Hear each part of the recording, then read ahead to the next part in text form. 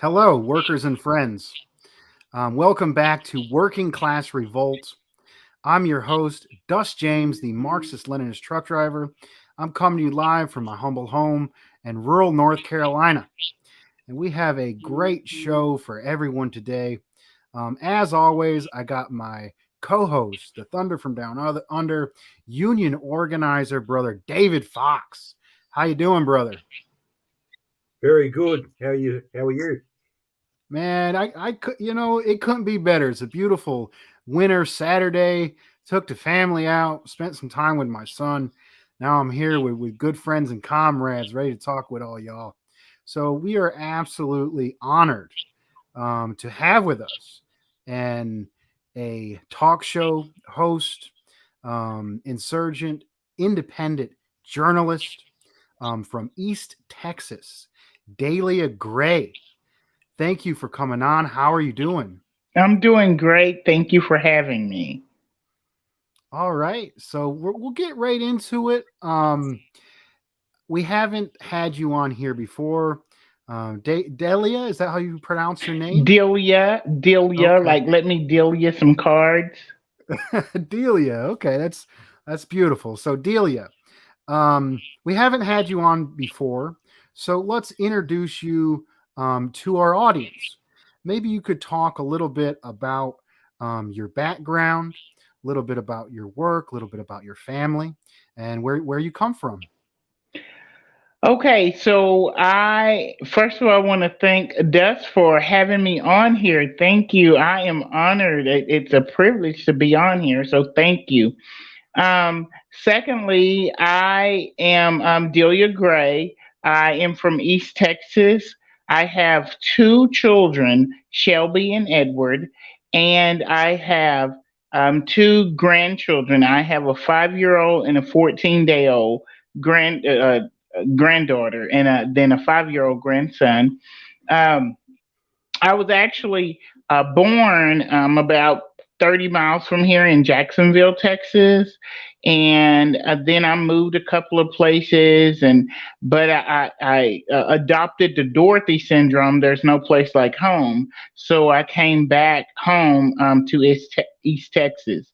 Um, I the kind of work I do is I work with the elderly. I take care of the elderly. I graduated from college in 2012, I believe, as a paramedic. So I could be working on ambulances and stuff, but I enjoy working with the elderly. I specialize in taking care of patients that has Parkinson's and Alzheimer's disease. But it's just, and I've been doing that work for about 26 years now. So, and I love doing that. So, but to wrap it up, it really is an honor and a privilege to be here. And thank you, Des, for letting me come on your show. Wow, that's great. This show is called Working Class Revolt. So you fit right in with folks here. I'm a truck driver. Brother David Fox is a boiler maker with welding. Um, awesome stuff. So we got to know a little bit about your family, your background in that way. So let's talk about Delia Daly. So I looked up on my Facebook, and there's this lady, and she's talking about politics. She's talking about women's issues. She's talking about basic social stuff. Talking about politics from a local, honest perspective. And I've been watching it, a few days a week, and I've really been enjoying it. Maybe you can tell us a little bit about what um, Delia Daily is, why you started it, how's it going? Okay, thank you. Yes, Delia Daily. I do a show, and it is very adult. So I do an adult show. There wasn't many shows in East Texas that was really open and raw and honest, and that would tell the truth no matter what, even if it was the truth about myself. So there wasn't a show like this. So when it started, I used to just present questions on my regular Facebook page. I would present hard hitting questions and, questions to make people think and give me answers. Some people would get upset about that. but it didn't deter me because when people get upset, you're telling the truth about something. So that didn't bother me. So on September the 20th of 2021, I said, I want to take my questions to the airways. I want to take it to live so that people can not only answer my questions, but they can see me ask the questions and see my response and see me talking about everyday issues that some people may not want to talk about, or some people might be afraid to talk about, or some people might, or some people just might not really like to talk about it. I try to get out, like Dave Dust said, I do women's issues. I've talked about abortions. I've talked about physical abuse. I've talked about sexual abuse. I've talked about everything. I talk politics, whatever is going on in the world. I talk about it, whether it's politics, whether it's shootings, school shootings, whether it's trials, whether it's Black Lives Matter, whether it's injustice, whether it's anything and everything that is anything and everything. I talk about it. So that's what my show is about. It's on every day at 6:30 p.m.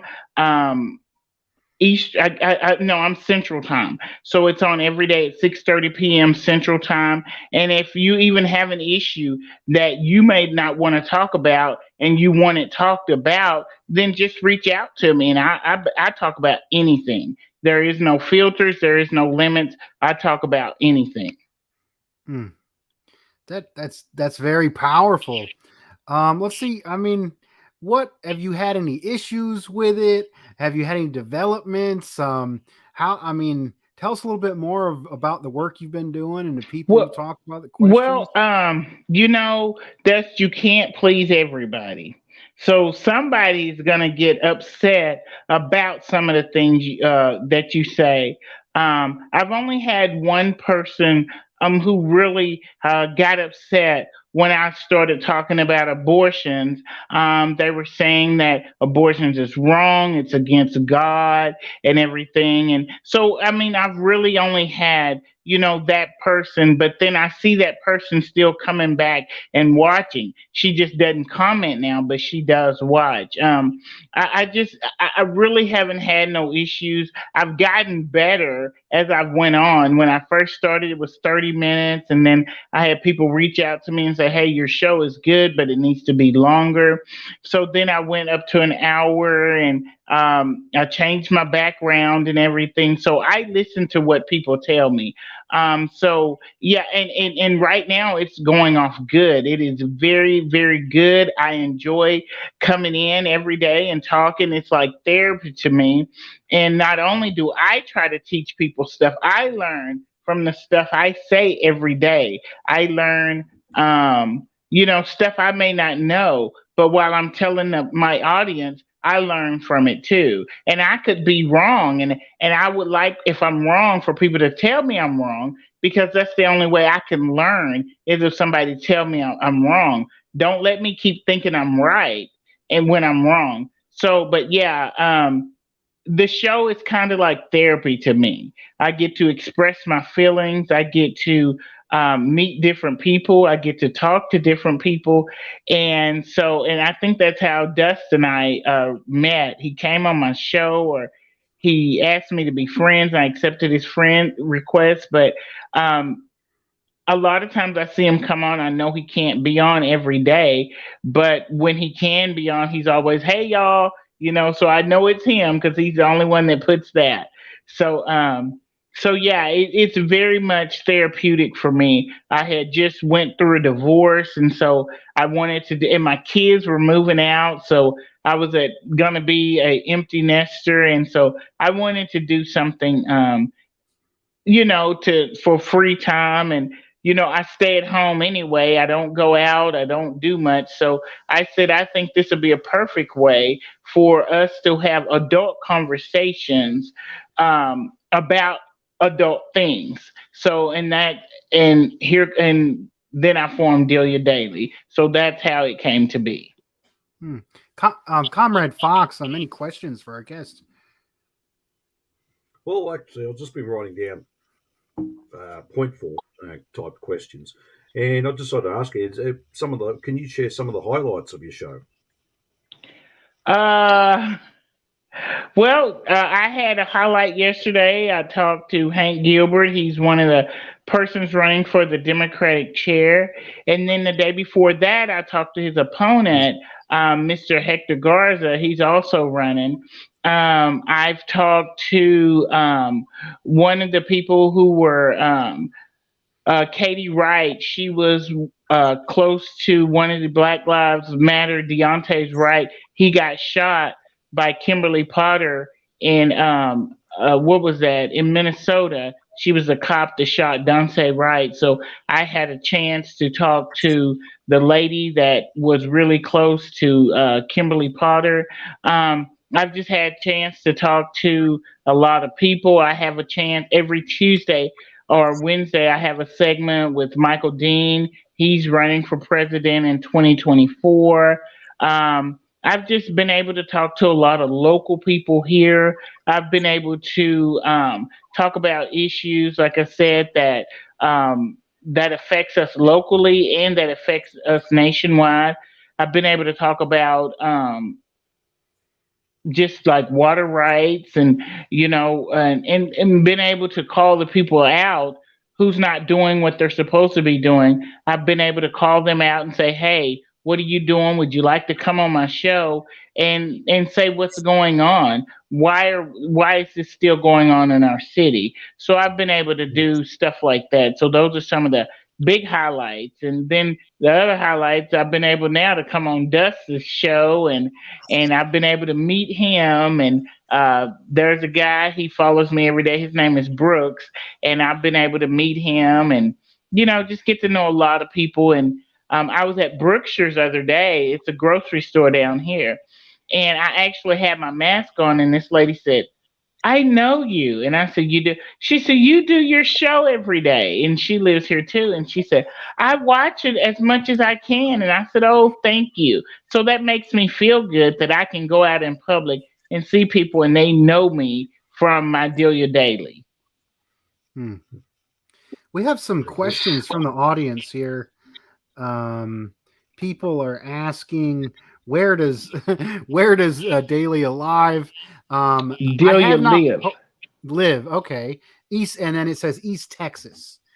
East Yes. Texas. And people are also asking, well, I think, I'm not sure if they're asking, but where everyone can find Delia Daily on her Facebook page currently. And it's not there now, but I will post a link to her Facebook page in the comments after we finish the discussion. Thank you. I got a little bit of a hard question, a little bit of a pointer. I really love that every day at the beginning of your show, or 5 days a week, at the beginning of your show, you talk about Black history, and you do it in a genuine, honest standpoint, as well as all of the subjects you talk about. But I mean, like, I called this show today Insurgent Media. And insurgency is like a smaller force going to war against a bigger force. And for a long time in this country, there was only like 3 television shows, and they're all run by the same old, rich white folks with the same ideas. And they always pushed war, and they always downplayed racism. And now, coming out, and then we got, it branched out a little bit at cable news, this and that. And now and then social media. And now we got social media and the ability to go live. So we have the ability to see voices and people and perspectives that haven't been heard before. And I believe, an African-American woman from Texas, from a small town, that is not very well representative in our media. So, I mean, how do you feel about that? How do you feel about being able to get your voice out there and talk more people and present your position? Well, thank you for that question, Dust. I feel like somebody has to start somewhere. Martin Luther King had to start somewhere, and I feel like if I don't speak up, then silence is accepting. And I don't want to accept that, we're here and that we're quiet. I don't want us to be quiet any longer.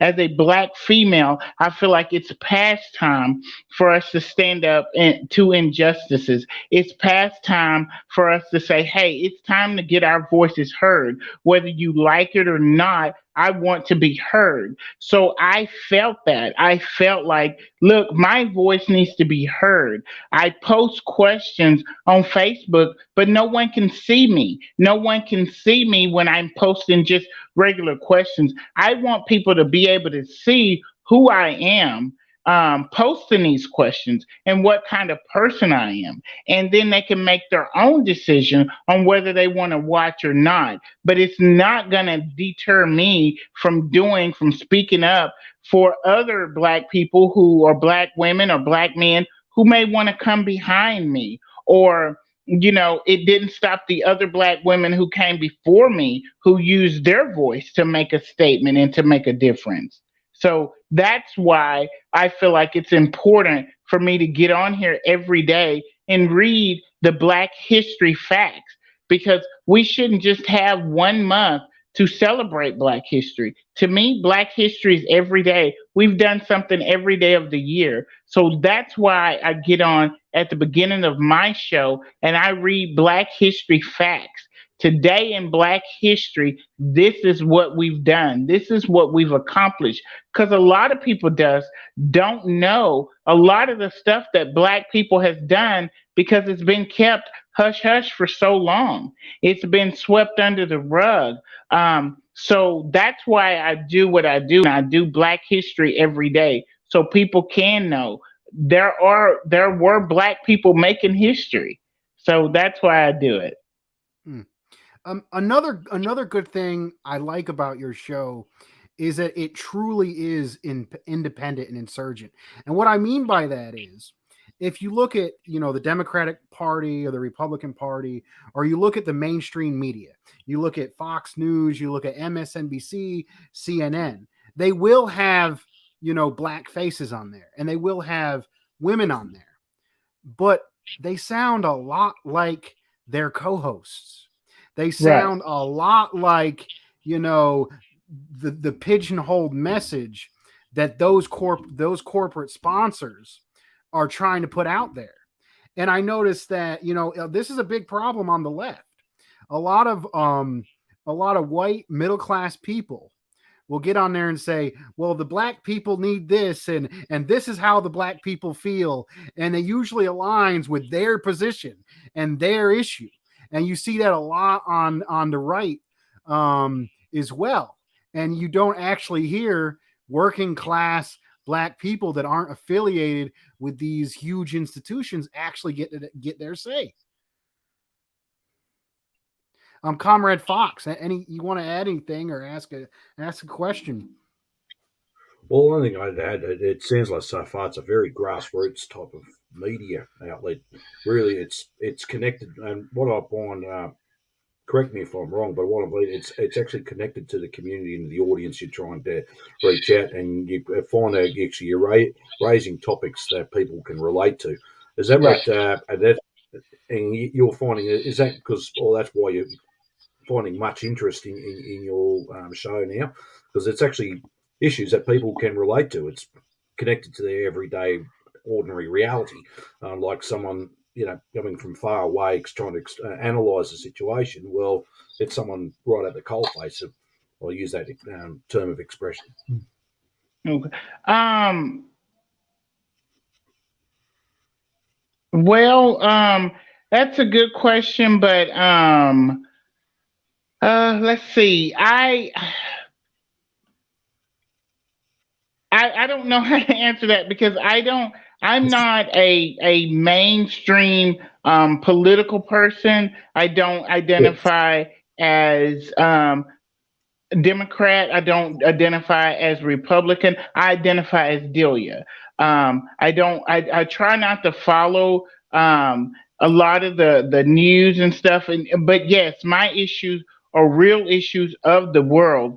And thus, what you were saying. Yes, when they get on the TV on CNN, MSNBC, or whatever, they're scripted. They have to say stuff that the news has to approve of. And they're scared if somebody gets mad at them or if they say something, they'll be suspended or whatever. My show is you have the freedom of speech. You have the freedom to say what you want to say. You have a freedom Mm. to say, hey, you can get on here and you can say, hey, I don't like you, Delia. I don't like your show. I don't like what you're doing. I think you're promoting this. I think you're promoting that. You have that freedom to say that.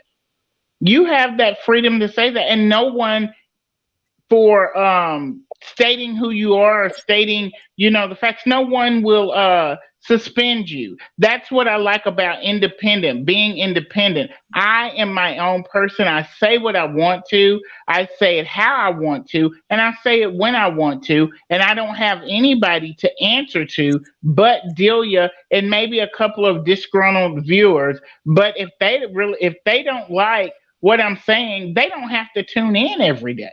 See, that's what I like about this. But I don't have no big wigs behind me saying, "Hey, you can't say that, Delia. You can't say on TV that Black Lives Matter. You can't say on TV that white men, a lot of white men are the enemies of the country. Because they're the ones that's going in these school buildings. They're the ones that's going in these churches, in these synagogues, shooting them up. But yet and still, you want to look at black people like we're thugs and like we're this. So I'm allowed to say all of that stuff without anybody trying to say, hey, unless Facebook does it, hey, Delia, you're wrong. You can't say that. So that's I think that's what the difference is, if that Yeah. makes sense. Oh, that makes clear. Then thank you for that. That's You're and I welcome. actually I think people were commenting there, and I think good on you for doing it too. I think it's this is great to see. I just want to take back a little bit. You touched upon water rights. Can you just elaborate a lot more about that? Yeah, well, I did a show on what's actually in our water. Or did you say water rights?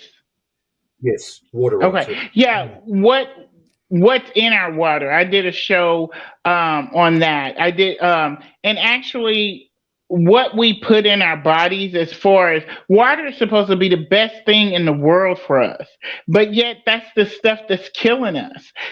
That's Mm. what comes out of our hydrant, is killing us. We and then also we take a shower in it. Water has been known. The water we drink, the water that we wash our food off with, the water we cook with, has been linked to cancer. There's all kinds of chemicals in our water, but our water company doesn't tell us this, and yet and still we're still having to pay we're having to pay for them to kill us is basically what they're doing, because there's all kinds of chemicals, chlorine, there's stuff linked to cancer in it. I did a whole show on it. I did a whole show. Our water is killing people. And some people can't afford to buy bottled water all the time. Some people just can't afford it. So they rely on the tap water. And if I'm paying for something, I pay a water bill every month. If I'm paying for something, I want the best. I don't want to pay for something and and it's killing me. I want the best if I'm paying for it. If I go to the store and I buy an outfit, I'm not fixing to go to the store and buy a raggedy outfit, an outfit that is tore up, I can't get in or whatever. I want to go to the store and buy an outfit that's the best, that fits me the best, that looks good on me. And I think if we're paying for our water, we should get the best water. We shouldn't have water that's dangerous for us to drink because that's what's supposed to be saving our lives is water, yet it's killing us. Mm. This is a very important issue, and I just want to widen the conversation a little bit. This isn't just happening in East Texas. This happened in Flint, Michigan. Yes. In Flint, Michigan, a population mostly poor and black folks, had water that was poisoning them, and they were still making them pay their water bill, and then evicting them and giving them higher fees if they weren't paying the water that was killing them to begin with. And it was like that for years. And I know you're a big fan of Obama, but Obama actually went to Flint, Michigan, and like fake drunk the glass of water and said it was okay.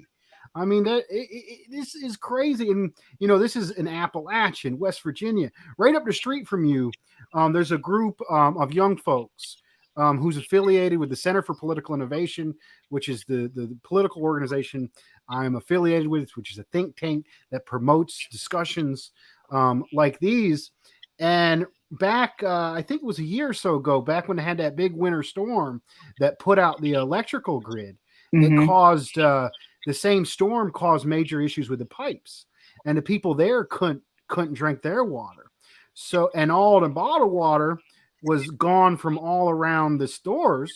So these young folks were going out towns away, buying water, and then bring it to elderly people, with lower income that couldn't have the bottled water. And when they did that, then they were able to talk about politics and talk about, with when everyone hears the word politics, they usually think Democrat or Republican, right? When I say the word politic, I mean power. I mean power relationships.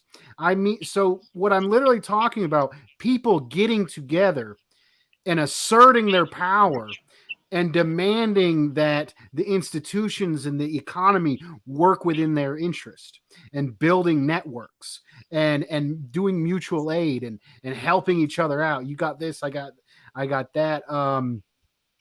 Any thoughts? Go ahead. Any response? Well, I do have a response to that. I do like Obama, but when he went to Flint, Michigan, and drank that water, and he said it was okay, he was wrong.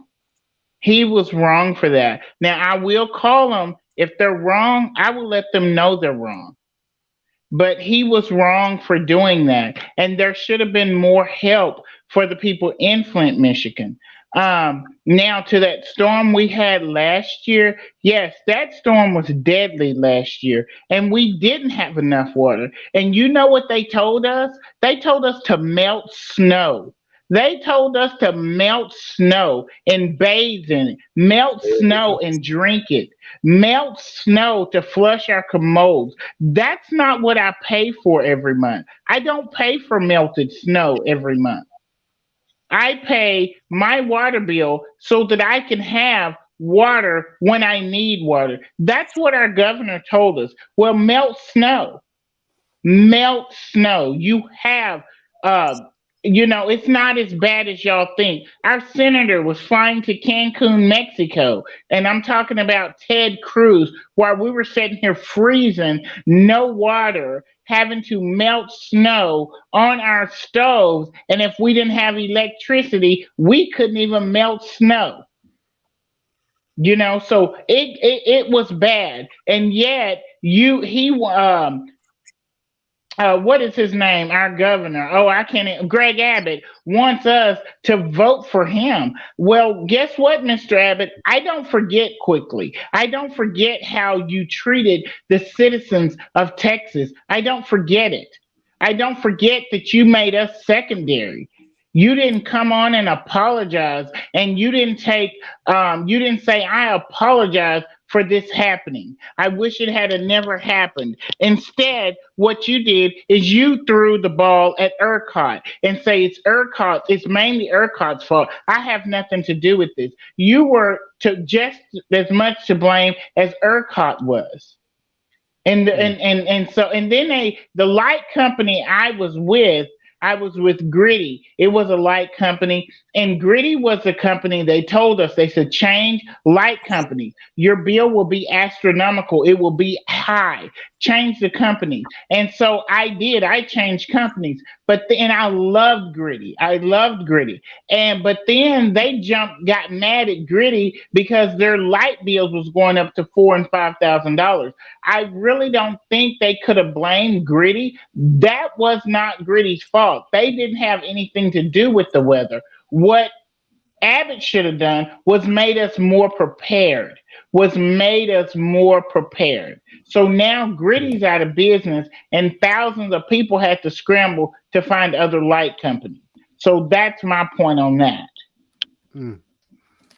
Wow, it's a very powerful testimony. I really like your statement, make us more prepared. I think that really gets to the heart of the issue. I just want to straight out say it was Republican leadership in Flint that caused the wider crisis. Often you'll see that people like myself who are left of the Democrats, but in left spaces, will spend a lot more time criticizing Democrats than we do Republicans. Not because Republicans are any better. It's that all the people we talk to and associate still believe the lies of the Democrats. So we'll spend a lot of time doing that. But I mean, I want to tie what you're talking about to the larger issue. And we live in a declining, dying empire. We got all this money to spend on war in Afghanistan, Iraq. They're bombing over 8 countries right now. The United States is aiding the Yemenis to kill, is aiding the Saudi Arabia to mass murder people in Yemen because that's their ally and that they get oil from, and that is a key strategic player. And we got all that money going to that, but we don't got education. We don't got healthcare. Our bridges are falling apart. It's absolutely ridiculous. And if we look at it on an international scale, we see that China has gotten more powerful, more rich, has invested in high-speed rail, has invested in infrastructure, has invested in education, because they have a socialist system. They have a system that a 90 million member Communist Party controls the government. And instead of and if we go to the Democrat Republican Party, we show up, what do they tell us? They say, you got to vote for us and you got to get your people to vote for us. But if you actually try to bring your community's issue, they usually ignore you. Or they usually say, well, we got to do this first. But in a socialist system, those 90 million members within the Communist Party, and we're told that they're the evil guys. They're more undemocratic. Those people have real say over that central government. And then that central government, instead of letting the corporations walk all over us and do whatever they want to do, the government can go in and be like, hey, you want to treat these workers bad, you want to treat the environment bad, you ain't doing that. They control, the government controls the economy to work with the people's interests. And instead of the banks, which are privately owned and only want to profit, the banks are controlled by the government. So there's a big difference. So what does the U.S. banks invest in? They invest in weapons. They launder money to the drug cartels in Mexico who flood our streets with drugs. And then they put guns into Mexico to destroy those folks' lives. I mean, it's absolutely insane. I know it sounds like some kind of big, far off idea. You're talking about socialism, but I'm trying to, to bring it down. I know I said a lot, but you got any response to those kind of like larger political issues in regards? Go ahead. Well, I have a response, and I was just thinking about what you said about how our country can pay for war, but they can't pay for or they say they can't. I was at Walmart the other day and I went to the deli. And so the girl was like, we're closed. I said, well, what did y'all do with all that food that y'all had left? We throw it away. Yet you talk about that we need to feed the hungry. No child left hungry and stuff. That's a bunch of bull.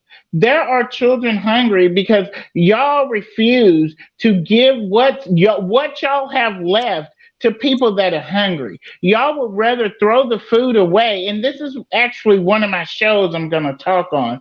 Y'all would rather throw the food away than to try to feed it to the homeless. And I asked her that. She said, "Oh, we have a 4 hour window that we can only keep food." I said, "That's a bunch of bull." I said, "Because I can come in here and y'all have had this meat under the light for so long that it's turned black. It's no good." I said, "But yet and still y'all try to sell that to people." I said, "So are you telling me that once you close, you have to throw the food away? You can't give that to someone who's hungry?" She said no. She couldn't give that. They couldn't give that food because if someone was to get sick off of that food, they could come back and sue them. And I think that is sad. We need something. USA is it is the wealthiest nation, one of the wealthiest nations. There's no reason that we should have children hungry. There's no reason anybody should be hungry. There's no reason we should have homelessness. There is no reason for this in the United States of America.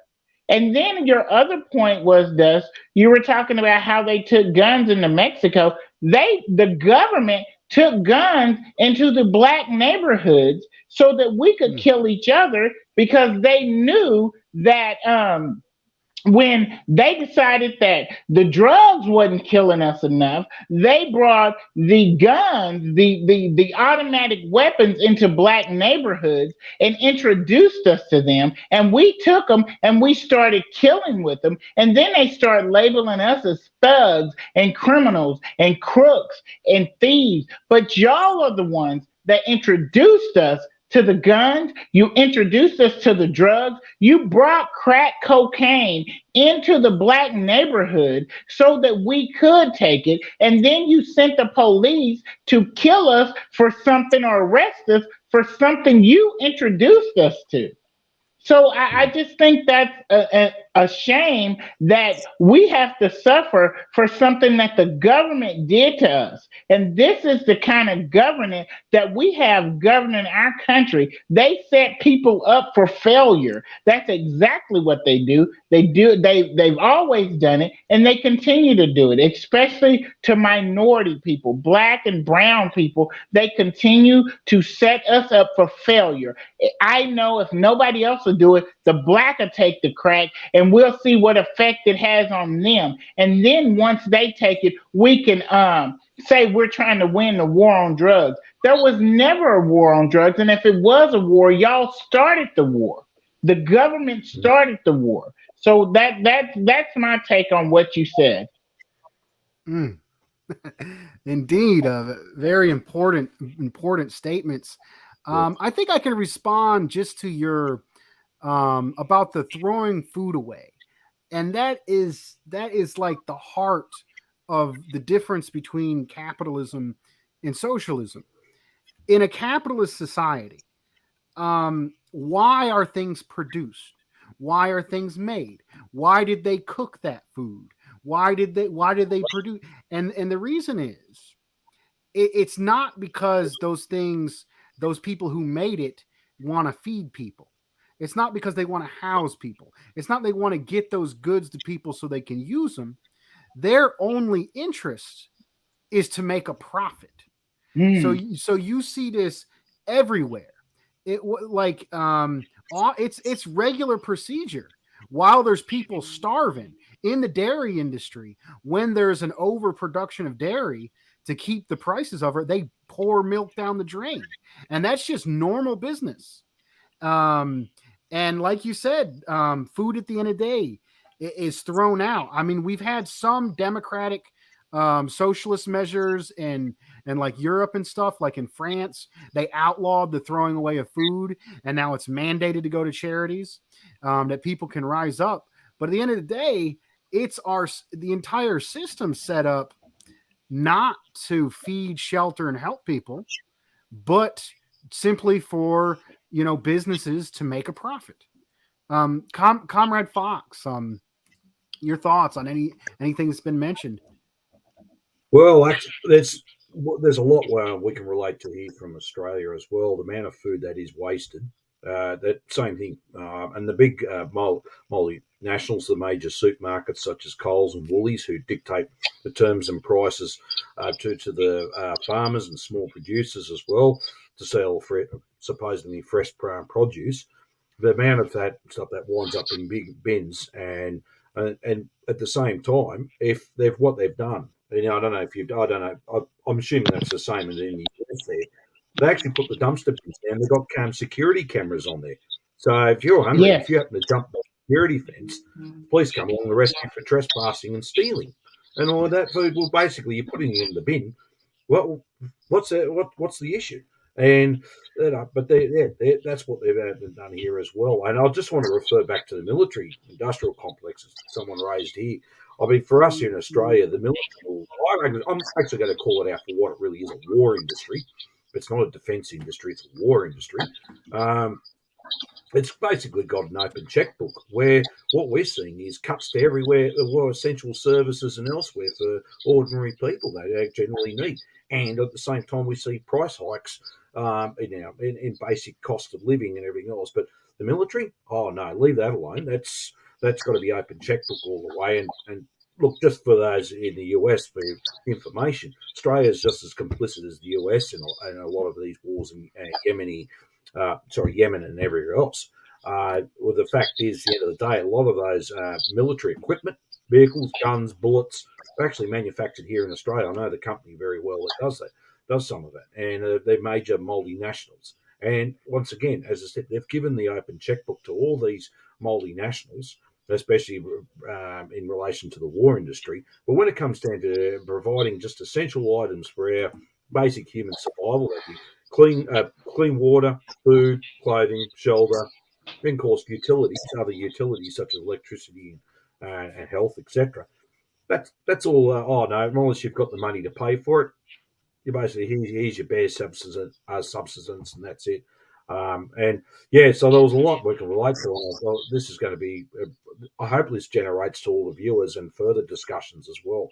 But this is what we're in reality facing, and I'm actually gobsmacked to just line in Texas, just how you people were treated. Just when that severe, was it regarding that big severe winter storm you had last year? Was it where people were dying in it? Yes. And that, so I'm just gobsmacked.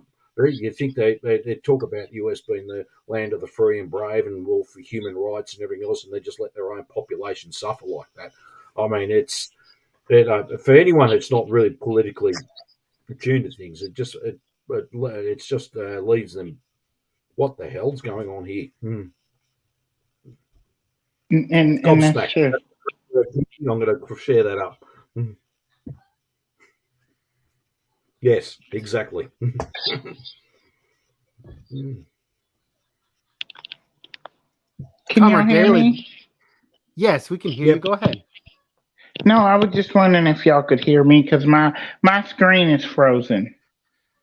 I'm from a rural area as well, and our internet is not the best, and this program doesn't like to work well with slow connections. So I wanted to get into we don't have a lot of time left, and I wanted to get into a larger political discussion about social media itself. We talked about how it has done wonderful things. Like myself, I'm a truck driver from North Carolina. I have a unique political perspective. You don't really think of a communist being, a fat white trucker in a rural area. And I got, and I got a unique perspective because I love and understand the people around me, but I also, care about, oppressed folks, and I care about global politics, and I want a better future for everybody. And I'm not seeing that, a lot. So I'm glad to get my voice out here. And we got Delia out there in Texas, and David Fox has started his YouTube show. And he started his own think tank out there, Australians for a New Democracy. And a lot of this came together. And Caleb was a big inspiration for me and David here. And we're seeing wonderful things come out of this social media. But there is a dark side to social media. Yep. And that, well, first of all, it's addicting. It takes all your time up and gets you to do unproductive things, and then forces you to fight with people all day long. And it actually, and a lot of these shows where we're doing good stuff, like Delia's doing or I'm doing over here, this stuff is put down in the algorithms, and a lot of this divisive, destructive stuff is actually pushed out there further because that keeps people more engaged and gives stuff to the advertisers. But it gets worse. If I'm going to bring us back to 2011, yes, Obama was in that White House again. I'm not trying to hate on him in specifically, and Hillary Clinton was in the State Department, and there was something called the Arab Spring, and in 2011. A lot of parts in the Arab world were facing mass starvation, mass unemployment. There was problems, and people were angry and ready to do something about it. And it's my understanding, looking back at it, that the United States purposely manipulated social media and manipulated those uprisings and supported forces within those uprisings that would benefit the United States. And they used it to kill the leader of the most prosperous nation in Africa, Gaddafi. Gaddafi had an Arab socialist government, and the Horn of Africa was the most prosperous nation in all of Africa. And he was investing in all the other poor African countries. And he was murdered by the Hillary Clinton State Department. And they used social media to manipulate people, to overthrow that government that represented the people. And this isn't just, look at the demonstrations in Iran, the way a anti-imperialist sovereign government is it has these protests spurn up to go against it. And all of it's coming from Western social media. We're seeing this in Cuba. And recently in Cuba, there was these huge, and you looked on the liberal media, they said, oh, the evil dictator of Cuba is harassing all these poor people. Well, first of all, they're lying in the news media. And a lot of those protests are people that are being manipulated on social media in an effort to attack a government the United States disagrees with. So this is a double-edged sword. We have the ability to use it for good, but they are using it for really bad things and nefarious ends. Comrade Fox. Well, actually, regarding with the media as well, I generally don't have any time for mainstream media, even for a lot of the Australian Broadcasting Corporation, which is the publicly owned media outlet here for Australia as well. I mean, really, a lot of that is just caught up within the whole propaganda of the imperialist machine. SBS is no different. But look, what you relate there, and I remember 2011 very well. That it was disgraceful, and I have to say it was disgraceful about the lack of support people showed towards Libya and Gaddafi as well here in Australia. I mean, Gaddafi actually supported the Indigenous people here, especially in the land rights struggles and that throughout the 70s and 80s. He was very a vocal speaker for it, and came out in support. And I actually even too, I have a swing at those people who were on the left who didn't and agreed to the intervention and everything else in Libya. Or they said neither Gaddafi nor the invasion. You've actually should hold your heads in shame. You are disgraceful for doing that. You should have been giving outright support for that for the people of Libya, and their support in Gaddafi as well, and same with Syria as well.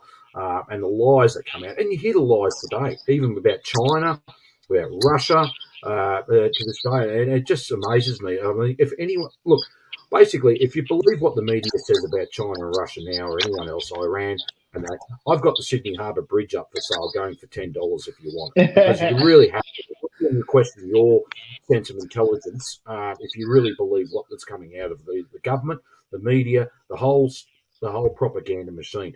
because this is the whole thing to take us down to the path of war again, and war doesn't benefit us at all. And I'll also think about military and war and all that. Well, I refuse to join because I refuse to shoot at a fellow worker. Simple as that. Regardless of what your colour skin is, regardless of your nationality and that, you're a worker, you're a poor person, and I refuse to kill you because you're not my enemy. You're a comrade of mine. Our enemy is our rules, and we should always keep that. Our enemy is the rules. That's what we've got to keep back in mind. Let's see, Sister Delia, what is your response to some of the negative aspects of social media? Well, I think, okay, so I'm going to go back a little bit. I feel like social media has always been around. I feel like the newspaper is a form of social media. It's just in the TV, the telephone, all that is a form of social media. Now it's just on a broader platforms and it's just out there for more people to get a hold of. I feel like there is go ahead. Go ahead. No, we didn't say anything. Go ahead. Oh, okay. I feel like it's out there now. More people can get a hold of it. People that never thought that they would be able to get on a show like me and be able for the whole world to see. I think that's good. But it does come with strings attached. You know, you get on here, everybody's able to see you. I think everybody's able to comment, everybody's able to just judge you more because social media is bigger, so everybody's able to really judge you more from all over the world. Everybody is able to say, you know, I don't like her, I don't like the way she looks, I don't like the way she talks. And before it was just kind of through your little community. If you didn't like that person, you know, you may whisper in somebody's ear and it gets around like that. But now it's abroad. It's all over. It's out there. If someone says something, if someone says they don't like something or they don't like what someone said, in a few seconds, it's across the whole world. The whole world knows about something you said. And so social media has made being private no longer private anymore. Social media has made everybody else's business your business. And I grew up with my mom said, she said, don't believe anything you hear and only half of what you see. And so and that's how I look at it. Social media has just made it no longer for you to be private. Even though you say we want to be private, with social media you can't be private because and I'm going to elaborate on what I mean. I could be talking on the phone about shoes or about a hat. And immediately when I get on my phone, this is what you were talking about algorithms.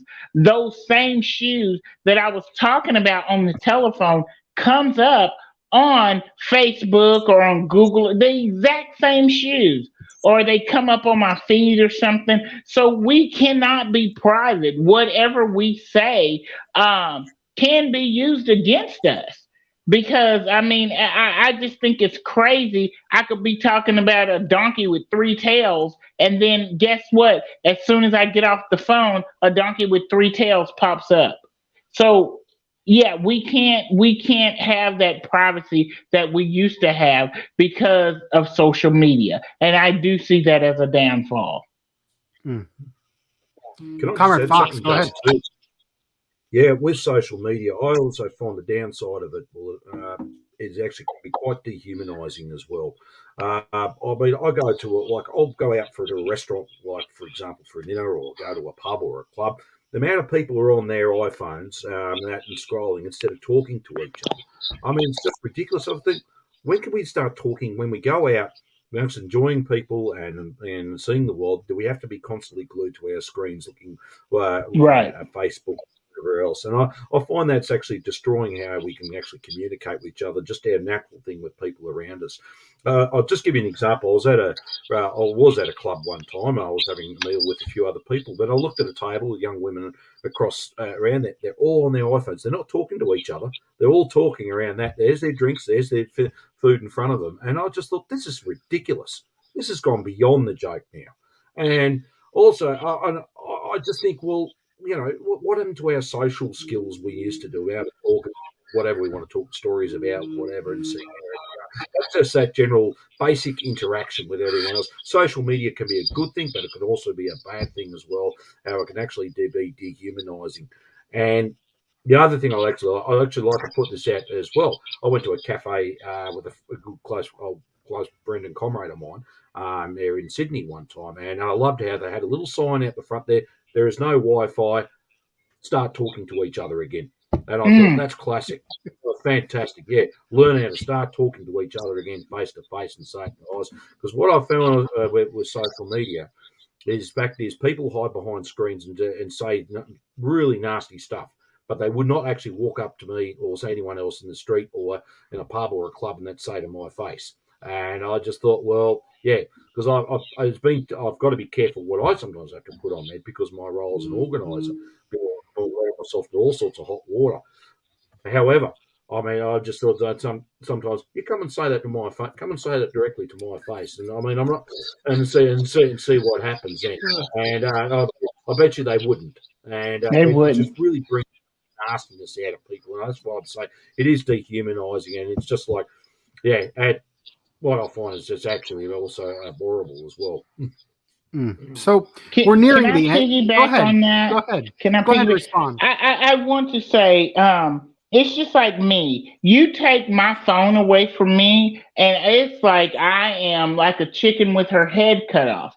I'm running around. I'm like, where's my phone? I don't know anyone's phone numbers anymore because guess what? I have them programmed in my phone. So all I have to do is push their name. So it's not, I mean, you can't be, to me, you can't really, it's like a drug. Social media and phones have become like a drug to us. It's like we are addicted to it. We have to have it. And if we don't have it, we go crazy. So yeah, if they take my social media away from me, even people in jail now are getting access to social media because that's how popular it is. That's how people need it. It's a drug, and people are feeding off of it, and the government is getting richer to me behind social media. The more social media they can have out there, then the more stuff they have on us. So yeah, I think social media is very much a drug, and there are some downfalls to social media, and that's all I have to say about it. Thank you, sister. So we're nearing the end of the program. It's been very good having our guest Delia on here. So I think we'll go into a round of closing statements, kind of round off some of these ideas. And I think it's very beautiful to see, independent voices, working folks in general from different backgrounds, different races, different religions, different political perspectives to finally be able to get their voice out to a larger community. And that's absolutely beautiful. And it's largely taking place on, social media. But I think there's something we got to remember. We live in a for-profit capitalist system where our government is owned by these major monopoly corporations who don't give a fuck about us. Mm, To the duopoly doesn't care about us. They're letting people down in Texas drink dirty water, telling them, you said melt the snow and use that. They're letting our houses fall apart. Hundreds of thousands of people have died from COVID recently. You had Trump up in there saying, "Oh, you don't even have to wear a mask. Don't even take the vaccine." Now we got Sleepy Joe up there with more people dying on his watch, saying, "Y'all deal with it, Jack." And we still don't have expansion of medical care. We still don't have expansion of these hospitals. We got to understand that these social media, just like our government, just like these corporations, the social media is not owned by us. Facebook is in with the Pentagon. Facebook is in with big pharma. Facebook is in with the big corporations. And if they don't like what we say, they can cut us off. And not only can they do that, they can actually, because we're addicted to this stuff. I think I was saying this to my wife earlier today. Social media, we have the desire to talk to people. We're social beings. We want to talk to people. We want to form relationships. We want to do joint activity together to make it feel like we're part of a collective. We're often told that communism will never work because, that's against human nature. But I've seen the opposite of human nature. Human nature is we want to help each other out.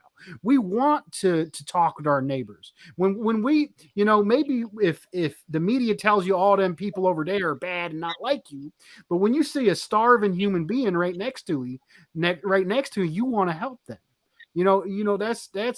That's in our nature to do. So not only do they control the message, they actually manipulate through this addiction. They manipulate our behavior. So we want to socialize. We want to get out in the world and do stuff. And what it does is social media superficially satisfies that desire. Like we don't actually are doing anything productive.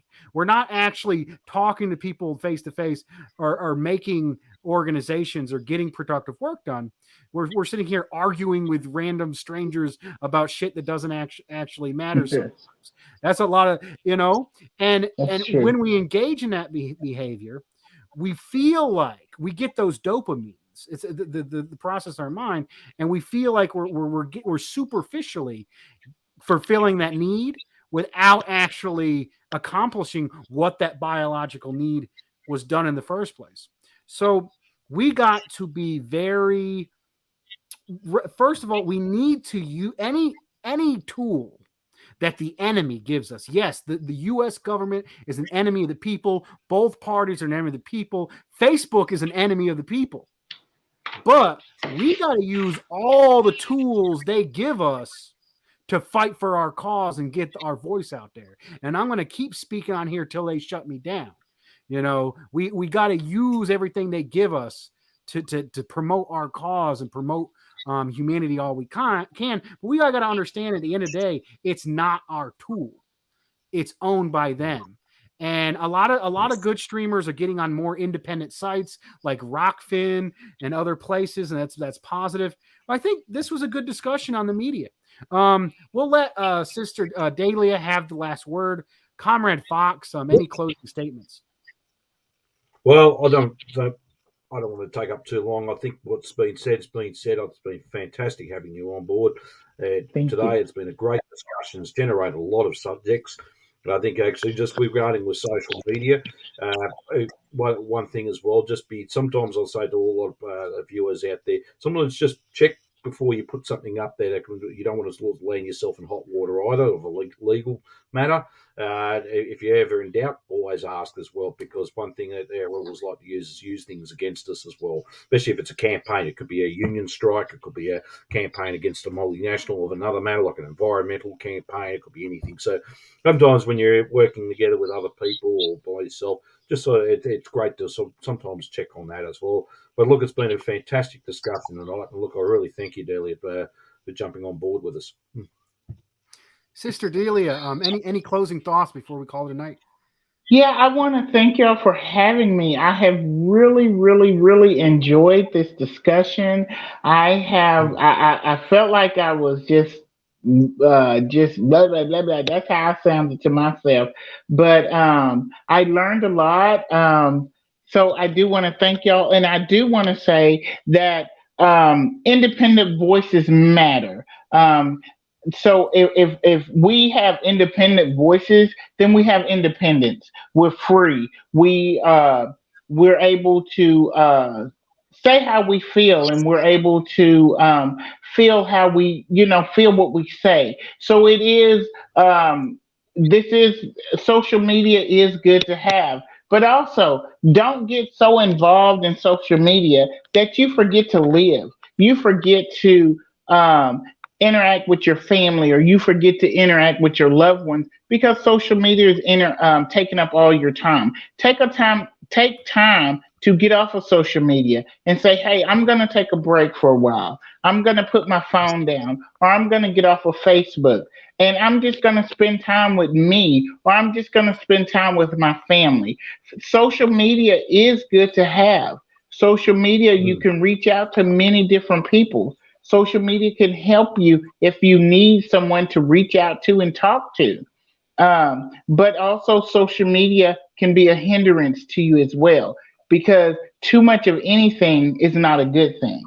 So, and that's Mm. all I have to say about it. So, anyway, I want to thank y'all again for having me. Anytime y'all want me back, just let me know, and I will be happy to jump on here. So, thank y'all so much. Thanks, Thank you. everyone, for joining us. Well, we're going to end it with our chant. As always, I know, Delia, you're new to it, but if you like what we're going to say, if you could raise your fist and repeat after me, um, dare to struggle, Dare to Dare to struggle, dare to win, dare to win. all power to the people. All power to the all. people. Right on. Thank you, everyone. Thank you. Y'all have Thank a good you. one. Thanks so much.